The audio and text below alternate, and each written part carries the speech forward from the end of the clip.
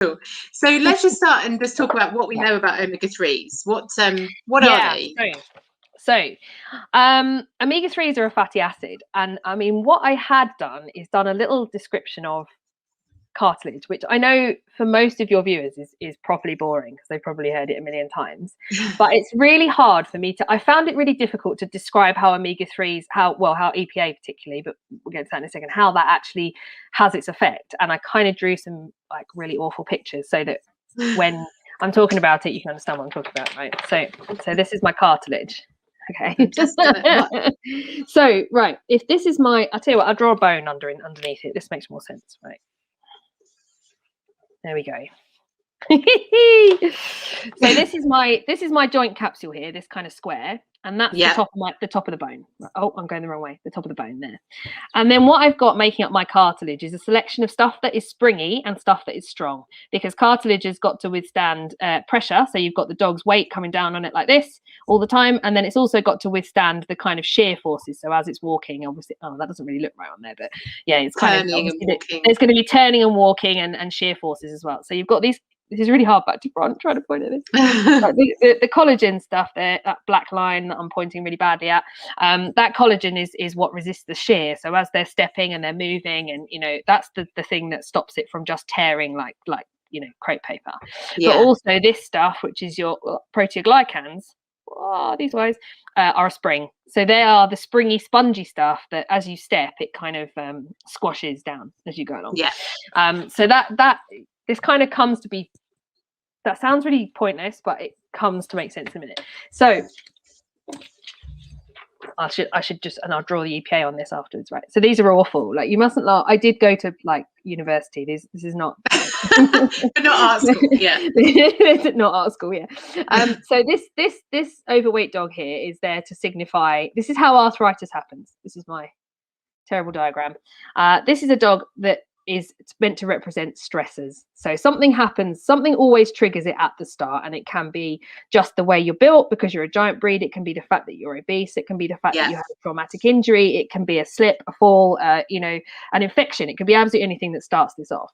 But the problem with arthritis is that we have this kind of circle. We have this cycle. So we damage this cell here is meant to be what we call a chondrocyte, and chondrocytes make this stuff. So if we haven't got chondrocytes, we can't make the springs, right? Yeah. So the chondrocytes damage the springs by changing the breakdown processes, which causes inflammatory mediators, which then causes stress. That fat dog is to indicate stress, and so on and so on and so on. So what we're going to talk about really is why omega-3s help here. This inflammatory, this bad guy at the bottom, this inflammatory mediator. Yeah, exactly. It's that feedback guy. And what I'm going to do is that picture, I'm just going to come back to it as we go through. And then when I tell you something about omega-3s, I'll point to the bit that is where it intercepts. Where it works. Right. So omega-3s are just a type of fatty acid. So we need fatty acids for all kinds of different purposes. And generally in your body, in a dog's body as well, you can make and break them like Lego most of the time. But there are some some fatty acids that you can't form by yourself, and we call those an essential fatty acid.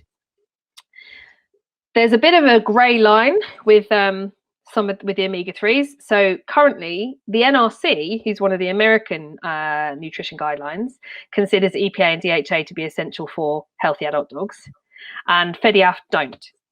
So that's two different regulators. Regulators, yeah, and almost everything else in those two sets of regulations are actually almost identical. There's not much between them, but the EPA DHA is interesting. But both of them. So these are regulators that make the diets, aren't they? No, well, they're the people that recommend what your diet should contain. You should put. Yeah. So they can't stop you. You can do what you like, but they're the people that say, look, this is probably how it should be. And the reason that it, I think, should be essential is because dogs can make these omega-3s themselves. They can make EPA and DHA, but they really don't do a very good job of it.